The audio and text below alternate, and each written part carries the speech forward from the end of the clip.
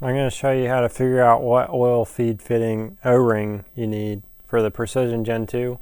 This is what the bearing housing looks like. It has the oil cooling fins on it.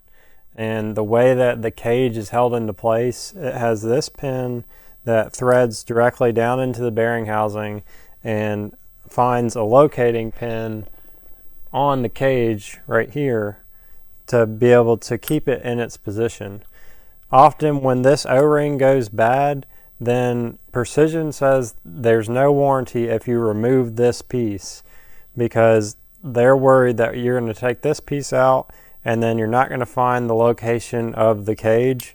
And the problem with that is that you could have it completely flipped upside down on that part of the cage, or you could bottom out the pin on any part of the cage and then crush it and completely damage it. So I'll go through really quickly and show you what measurements I'm getting to decide which O-ring to choose. The easiest way to figure this out is just to measure the actual part here. So you can start with the bigger part or the smaller. So you don't want this O-ring to be any bigger than this dimension. I got 614. Let's rotate it. 614. Now we're going to measure this part, and we don't want it to be any smaller than this part.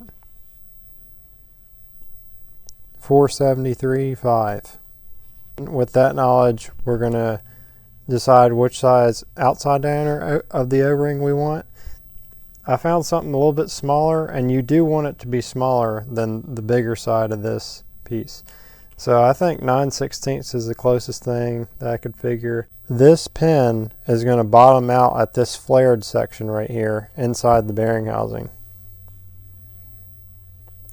So before I'm doing this, what I did was I removed the O-ring and threaded it all the way down, and then I took a marker and marked the bearing housing, and I marked this pin here to figure out at what point this pin bottoms out on this bearing housing. So then I took this, threaded it in with the O-ring to just get an idea of where this is going to fully tighten down and compress the O-ring. This is my mark on my fitting, and the mark on my bearing housing is right there. So I threaded this all the way up by hand to this point, and it's starting to compress on that O-ring. Then I'll just fully tighten it down. And the two marks align. So this O-ring right here will work. I'll show you what size this is.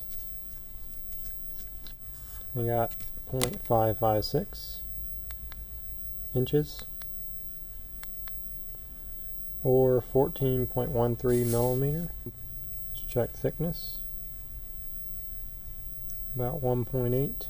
Inside diameter is about 0.4285. If we convert that to millimeter, got a 10.89, so about 10.9. 11 millimeter would probably work too. The closest O-ring that I had for this was 9/16 by 7/16 by 1/16. It would be a better size if you had 9/16 by 27/64 by 1/16. That would be a better fit, because the 7/16 has a little bit to stretch. The 7/16 measures 437 thousandths. The measurement for where the 7/16 dimension O-ring is going over is 477 thousandths. So it stretches over about 30 thousandths.